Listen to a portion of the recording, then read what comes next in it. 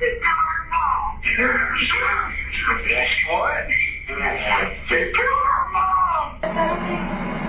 don't know, baby. I can't talk to you about this. In turn, it went into Carly's room, and that's where I found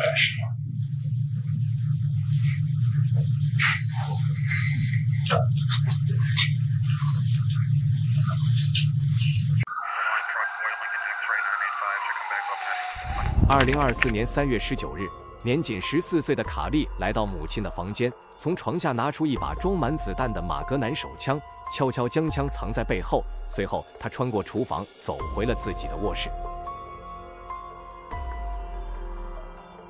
几秒钟后，平静的社区被突如其来的枪声打破，紧接着传来的是几声尖叫和更多的枪响。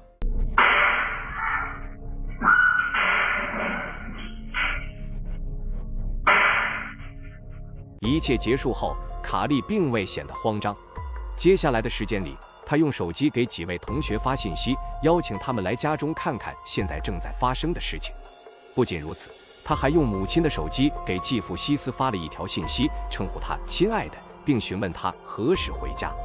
不久，一位收到信息的同学抵达了卡莉家。进门后，卡莉问他是否见过尸体，随后将他带到卧室，邀请他欣赏一下自己的杰作。而这位同学看到眼前的场景后，被吓得愣在了原地。几分钟后，卡莉的继父西斯回到家中，就在他还未反应过来时，又是一声枪响，子弹擦伤了他的肩膀。西斯迅速反应，抢走了卡莉手中的枪，而卡莉则从后门逃入了自家后院的树林中，不见了踪影。慌乱的西斯随后拨打了911报警电话。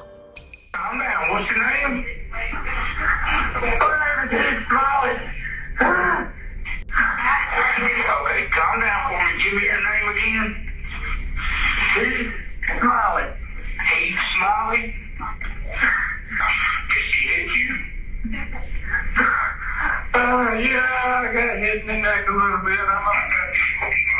Okay, so she grazed your neck? Yes, sir. All right. And what's her name? Carly Gregg. Carly Gregg? Does she still have a gun on her? I took it from her. She ran. You took it from her and she ran? Yes, sir. Okay, just calm down for me. We got everybody in. She what? She killed her mom. She killed her mom? Yeah, that's what I'm screaming about. Where's the mom? When I do this, she doesn't kill me. 接到报警后，密西西比州布兰登市警局的几名警员迅速赶到了现场。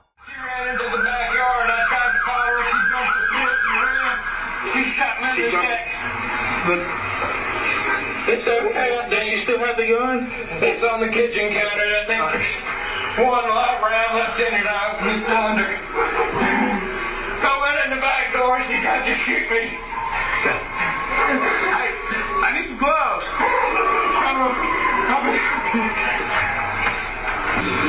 What's her name? What? Carly Gregg. Carly Gregg? How old is she? 14.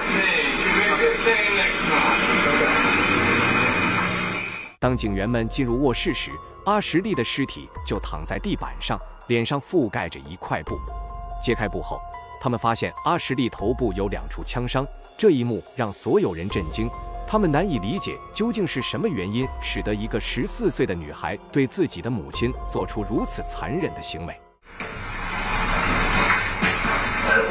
That's mom. Yeah.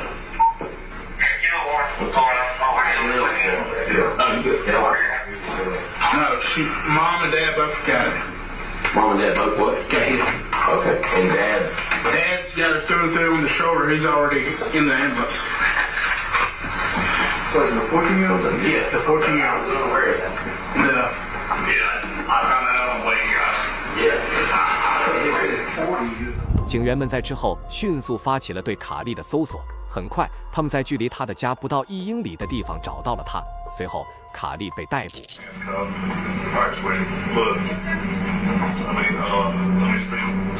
real quick for me? Alright. Hey, so what I'm gonna do is I'm gonna move them around to the front of you, okay? I'm gonna move the handcuffs around to the front of you. Okay. Alright. Alright, so what we're gonna do here is we're gonna swab your hands, okay? Right. Now, we'll ask you a bunch of questions, but obviously you fired with a pistol, correct? Yes, sir. Okay. Alright, look. I need you to hold your hand out like this. I'm gonna do your right hand first, okay? That's your right hand. Keep it right like that.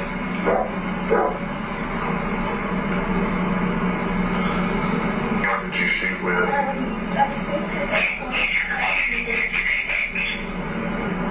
Is that okay? I don't know, baby. I can't talk to you about this. Are you okay? Yeah.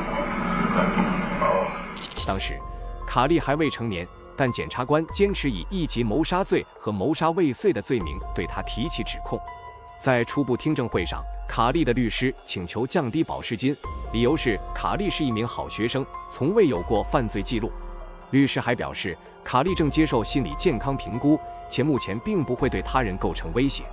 然而，法官并未采纳这一请求，直接予以拒绝。最终，卡利的保释金被定为$100万。在首次出庭前，州检察官向卡利的辩护团队提供了一项40年的认罪协议，若接受，卡利将在监狱中服刑40年，但至少晚年有机会获释。然而，卡利的辩护团队希望陪审团能因他悲惨的童年遭遇对他从轻处理，并且一直在努力说服卡利的家人，希望他们能给卡利一个改过的机会。2024年9月16日，审判正式开始。法庭上，卡利的祖父母和继父都出席旁听。然而出乎意料的是，辩护团队成功地争取到他们的支持。他们表示不想追究卡利的责任，尽管他不久前曾亲手杀害了自己的女儿与妻子。此时，关于卡利的作案动机也逐渐清晰。当时，他的母亲阿什利发现了他吸食违禁品的情况，并在事发时正在搜查他的房间，试图阻止这一行为。卡利在意识到母亲即将发现后，举起了手中的枪。现在，细节浮出水面，审判正式开始。 We're here because on March the 19th, 2024, Carly rode to school with her mother that day. Ashley was a school teacher at Northwest Rankin, taught geometry. Carly was in the 10th grade. You'll hear that morning, she got in a little altercation with one of her friends, cussed him out.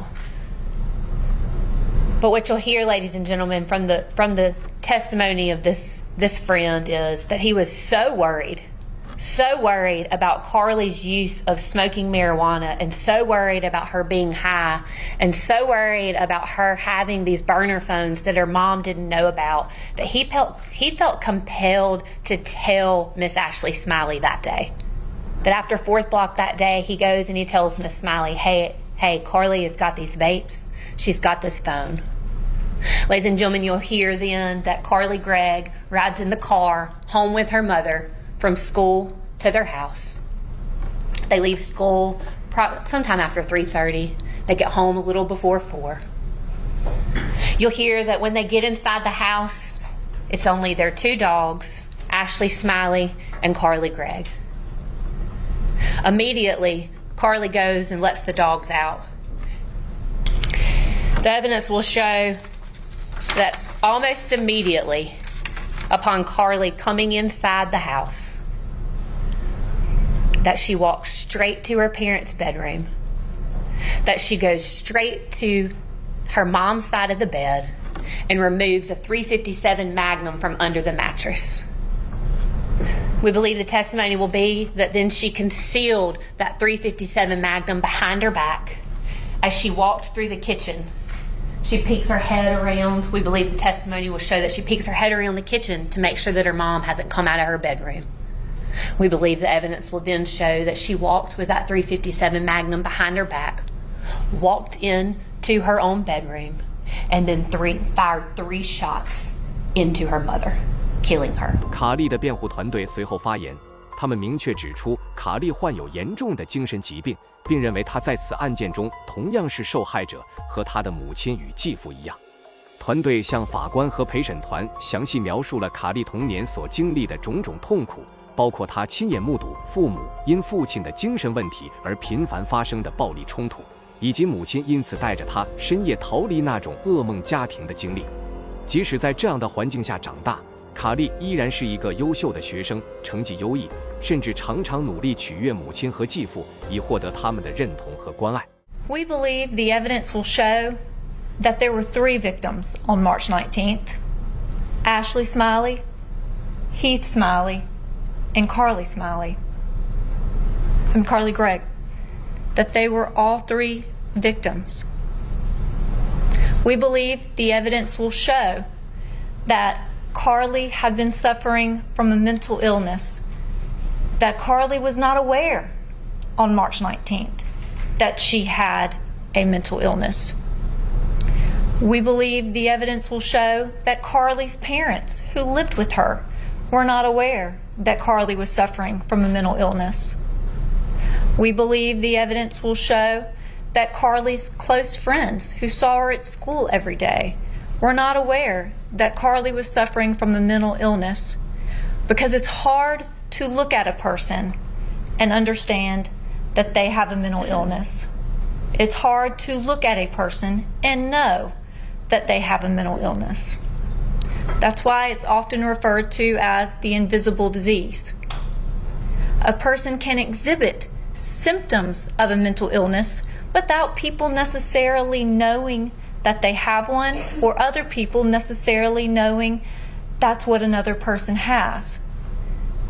While the events on March 19th were tragic, the events on March 19th were not intentional. The evidence will show, and the testimony will show, that Carly Gregg loved her mother. That Carly Gregg and her mother had a loving, close relationship.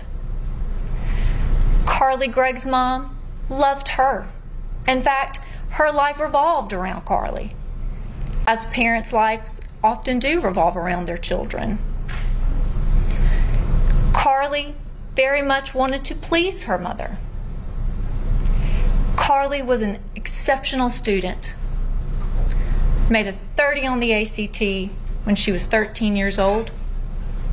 She was the apple of her mother and her stepfather's eye.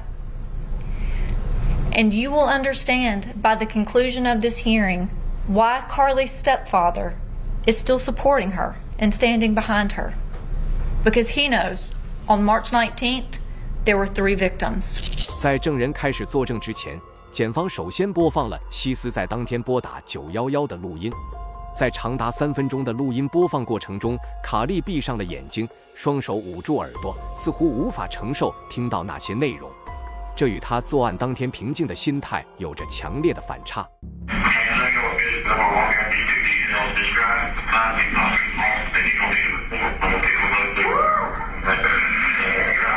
Okay, just calm down for me. We got everybody headed. She what? She killed her mom. She killed her mom? Yeah, that's what I'm screaming about. Where's the mom? Mom, when I do that, she tried to kill me. Where's the mom? 接下来，一位关键的证人即将出庭作证，他就是卡莉的治疗师。他的证词尤为重要，因为在案件发生的前一天，他还在对卡莉进行心理治疗。然而，他表示，卡莉当时只是表现出轻微的忧郁情绪，并没有发现其他危险的迹象。And you state in your last session with me, she appeared emotionally stable, and she had no or homicidal feelings suspected by me nor spoken by her. So I want to ask you about that. You said that she didn't tell you about any feelings, but you didn't think that there was anything like that going on either. No, that's correct. And then you also noted that she did not indicate that the entire week was negatively affecting her. Correct. What did you mean by that? Well, anytime that a person's prescription meds change, you need them to be very concerned about side effects, feelings of things of that sort. And so I wanted to follow up and make sure she wasn't experiencing any negative reactions regarding that. You also said that, excuse me, nor did she appear different from any other sessions, nor emotionally unstable or dysregulated. Can you talk about what that means? Yes, just kind of basically what we said, you know, that was on the first part of each of my sessions. Like, she seemed very oriented to time and space and didn't seem to have erratic speech, loud speech, to be overly angry or overly happy. Just, you know, a normal situation, observance of her.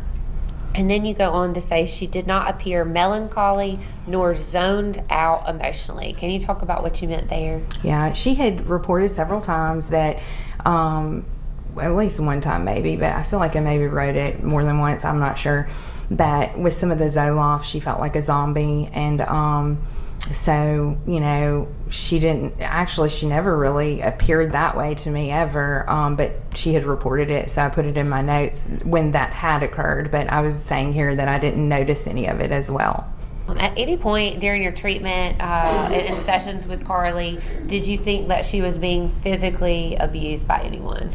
No, never. In fact, I asked several times about the stepdad, and I'm very confident in her response, verbally and non-verbally, that it felt very much to me like that nobody that she was living with had been abusing her. Now, her biological father, yes.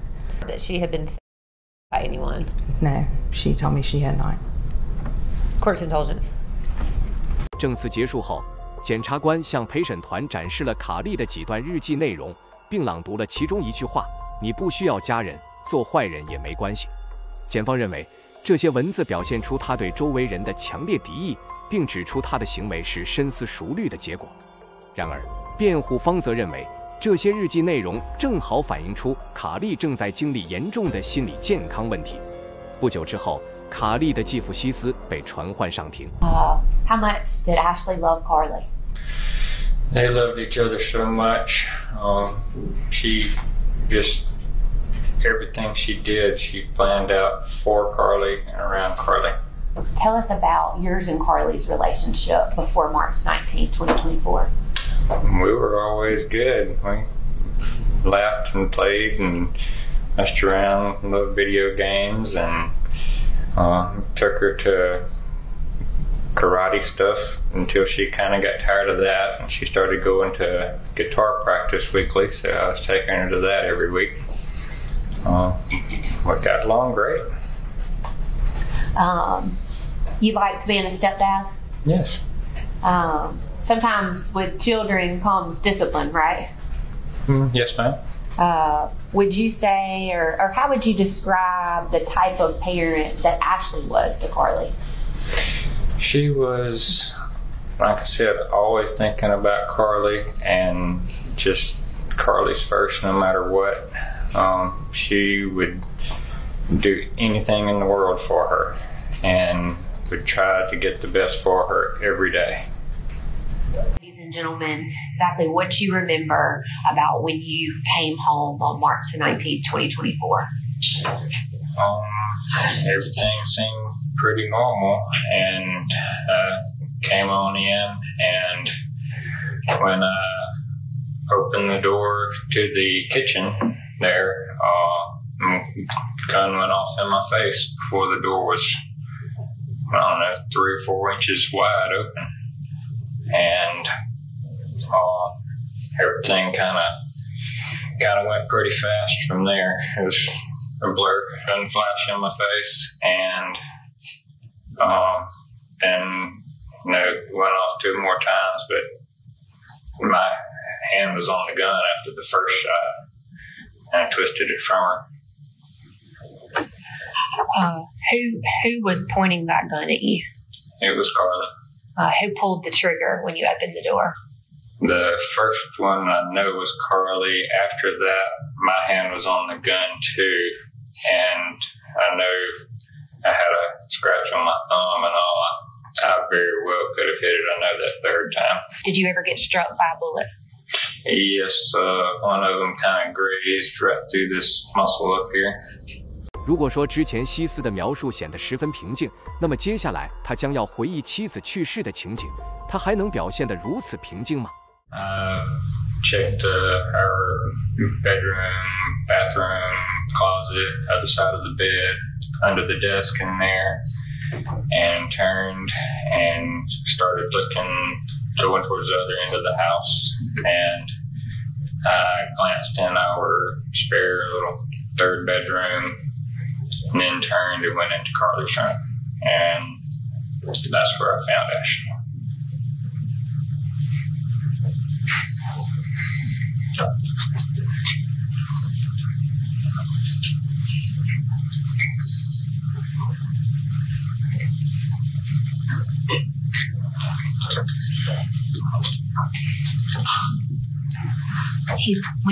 When you found Ashley, can you tell the ladies and gentlemen what you saw? She was laying on her back and had her hands kind of across her, and a towel over her face. 尽管阿什利去世的惨状给他留下了深刻而可怕的记忆，但是西斯依然是卡莉如亲生女儿般疼爱。在庭审的一刻，他甚至无声地对卡莉做出了“我爱你”的口型。在庭审的第3天，辩方聘请了精神病学家克拉克出庭作证。他的任务是与卡莉面谈，审查他的医疗记录，以确定他是否确实患有精神疾病。根据克拉克医生的证词，卡莉患有抑郁症和焦虑症，并且经常听到幻听，俗称头脑中的声音。为支持他的证词，他引用了卡莉在2024年3月的一篇日记。日记中，卡莉提到他曾与其中一个声音进行激烈的对话，导致了一次精神崩溃。We put Carly's journal into evidence. I'll just hand you that copy of it. Now, you mentioned a journal entry from March 12th? Correct. Okay. And is that the journal entry that I've handed you there? It is. Is that the same journal entry that you reviewed? Yes. Okay. And can you tell me what about that journal entry stood out to you in your review? Would you like for me to read it? Yes. So Carly had kept a journal. It looked like it began in January of 2024, just after after she'd been found by her mother to have been engaging in these behaviors. She kept the journal through much of January and then dropped off. And then this, as I recall, was the only entry in March. So writing on March 12th, Tuesday, she writes, "I think I had a psychotic break earlier. The whole ordeal was quite silly. I actually spoke with one of the voices in my head. Well, I didn't hear them until earlier today, but I only do then. My particular friend and I were practically screaming, bloodthirstily and ravenously. Thank God, physical confrontation was not, and I think it's fruitively, possible. I sound crazy." And then she goes on to say, "I need to get back into the habit of journaling. That think it's good. I haven't quite decided if I'll bring this stupid thing to Mrs. Kirk, her therapist, tomorrow, but I can't decide!" Exclamation mark. 克拉克医生指出，卡莉患有严重的饮食和睡眠障碍，这迫使她几乎每天都需要吸食违禁品来缓解症状。此外，在她母亲去世前1周，卡莉的药物从佐洛夫突然换成了莱士普，这种调整导致她的情绪出现剧烈波动。最终，克拉克医生诊断卡莉患有双向情感障碍2型，因此认为卡莉不应该对自己的行为负完全责任。然而，检方的最后一位证人，法医精神病学家杰森·皮克特医生则给出了完全相反的看法。他认为卡莉的日记内容可能是出于戏剧性原因写下的。他指出，卡莉提到自己听到声音的内容令人震惊，但她在母亲去世前后从未向她的治疗师或其他人提及此事。皮克特医生甚至认为卡莉具有恶毒和自恋的倾向，坚称她并未患有双向情感障碍，而是精神清醒，在开枪时完全知道自己在做什么。在为期5天的庭审即将结束时，检察官凯瑟琳向陪审团强调，尽管卡莉表面上看起来是个乖巧的女孩，但实际上非常危险。为此，她请求陪审团判处卡莉终身监禁，且永远不得假释。She chose to murder her mother, tried to kill her stepdad, and then tried to cover it up. We ask that when you go back to the jury room, that you'll look at all the evidence, that you'll consider the testimony that you've heard, that you will not be misled or confused by the fact that the defendant tries to put a burden on the state that does not exist. We do not have to prove the why. We will likely never know the why, but we know that Carly Gregg is guilty of murder, attempted murder, and tampering with physical evidence, and we ask you to find the same. Thank you. 2024年9月20日，密西西比州蓝金县的陪审团进入法庭，宣判15岁的卡利·格雷格犯有母亲死亡案中的1级谋杀罪、继父希斯的谋杀未遂罪，以及在犯罪后拆除家庭安保摄像头的证据篡改罪。应检方请求，法庭判处卡利2项终身监禁，并另加10年刑期，以惩罚他篡改证据的行为，且所有刑期均不得假释。宣判时，卡利情绪失控，崩溃大哭，特别是在他回想起几个月前自己和律师团队拒绝的那份40年认罪协议时，他的哭声更大了。卡利的情绪激动到法警不得不将他带出法庭，但当他返回时，他的脸上却露出了一丝诡异的微笑。庭审结束后，蓝金县地方检察官布拉姆利向媒体表示，卡利充满邪恶，尽管难以接受，但年轻人身上有时也可能出现邪恶的迹象。如果您对本影片有任何看法，欢迎留下评论。感谢观看。